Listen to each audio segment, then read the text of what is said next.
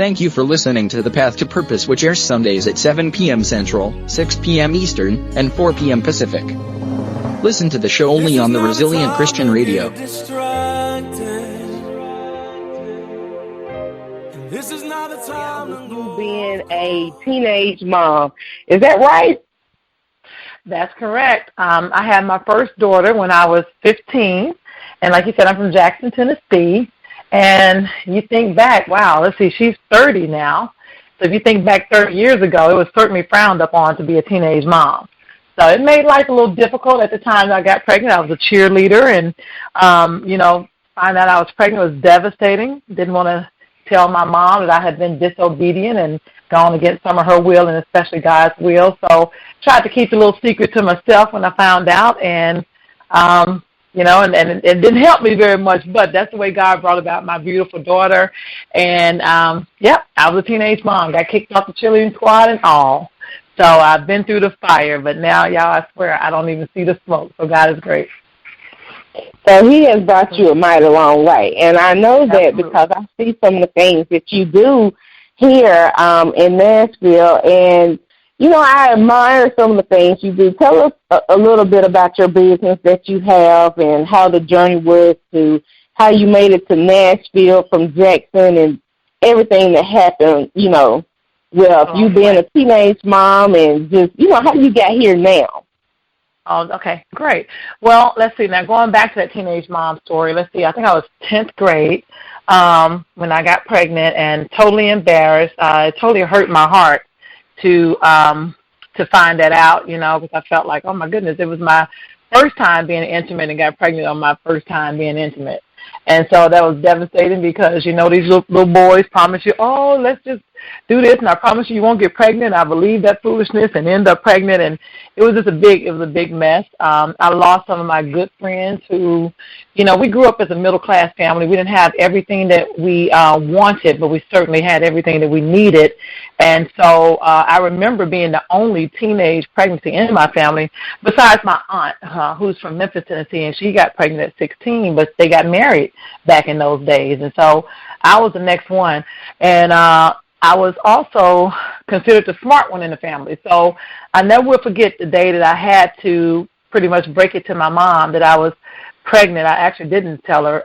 One of my cousins, through jokingly wrestling and playing, she pretty much revealed something about my body because, when you get pregnant on an African-American woman, the areola area is darker. So she was playing with me one morning. I had my gown on, and she hit my gown. It fell off my shoulder, and she saw that. And she said, oh, Tracy, you pregnant. I'm like, no, I'm not. And I remember screaming and crying like, oh, no, don't tell my mom. And it pretty much came out like that. So, but God is good even in that because my mom was totally embarrassed. Again, this is something our family hadn't dealt with in years. And I remember my uncle, he was always so proud of me. When he found out I was pregnant, he cried. And then when he cried, I cried. And you were the smart one. Oh, my God, you're a straight-A student. And, how could you do this to us? And, and so I remember them having to deal with that. And my mom did try to get me to make a decision to have an abortion, to be honest with you. And I was all game for it, to tell you the truth, because I was so embarrassed at 10th grade to have to come back and let my friends see me pregnant. I just never even saw myself pregnant. And so for my mom, she was like, oh, we gotta do something about this, because I think it was just a huge embarrassment for the whole family. So we went to Memphis to see if I could have the abortion, and got there to Memphis, and I was about 16 weeks pregnant. Now, at this day and time, they will do an abortion at 16 weeks, but at that time, it was like, oh, well, you're too far along. And so I remember when the doctor said, yeah, she's too far along, and the only place that she can get that done would be in Kentucky. And so, and then you're risking her life. And so I remember my mom looking at me, and she said, looks like you're going to have a baby. And y'all, it just really tore me apart because I'm like, no. But because I hid it so long and didn't want to share with my mom what I had done, it pretty much, messed up what she considered to be an opportunity to change my life. But, God does make a way, and he will block whatever he needs to block. And so he was determined to bring my baby here. And so he blocked that process. But I remember my selfishness in thinking my reputation was going to be tarnished, and I was willing to go along with the plan of the enemy to abort my baby. So But I praise God for where we are now. If we fast forward a little bit past that, she certainly came, and I finished high school, and it got time to go to college. I was able to go to college because my grandmother, who's my daughter's great-grandmother, she just hopped in, and it gave her purpose, because sometimes when the elderly people get to retirement age, they feel like they don't have anything else to do. So lo and behold, God just used this in so many ways, because it gave my grandmother something to do and gave her purpose. So her taking care of my oldest daughter, Kelby, was just, just a blessing to her. And so that allowed me to take off and go to MTSU, Middle Tennessee State University, and I decided to study nursing. I really was undecided, but I went in as a nursing student, and I just, every weekend, as often as I could, I would drive back to Jackson and Brownsville, Tennessee, to try to spend time with my baby. So if it wasn't every 2 weeks, it was every week. I would drive down to try to spend time with her. And, we continued this on until she got to, like, 6th grade. And not that I was in college that long, because I went to MTSU and did the little nursing program. They told me I need to have a 2.5 to get into the nursing program. And I had a 3.0. But unbeknownst to me, they didn't tell me how competitive it was, because they would only take 40 students a semester into the program. Well, when you take 40 students, they also take the 40 top GPAs. So you look at 40 top GPAs, you got at least 10 girls that may be 4.0. You got another 10 that may be 3.9. You got another 10 that might be 3.8. And maybe another 10 might be 3.7. So they never got down to what I thought was a commendable GPA, my 3.0. And I was just sitting there waiting to get into the nursing program. So it became frustrating, and I just kept, waiting and waiting. I took up other courses in psychology, because that seemed to be an interesting subject to me. So I studied psychology in between, because I'd already done all my prerequisites. I'm just trying to get into the nursing program. So it got so frustrating that I was 30 hours away from getting my degree, not in nursing, but in psychology. But I got so mad at MTSU, and I just withdrew.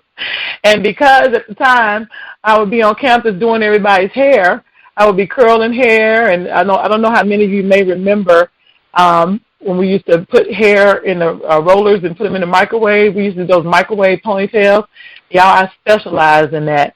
So through doing all the hair on campus, I ended up finding out that I had another passion, and that was doing hair. So I withdrew from MTSU. I went to hair school, and I went to Volunteer Beauty Academy right there on Nolensville Road, and was a success at that. Finished hair school, got my license in 97.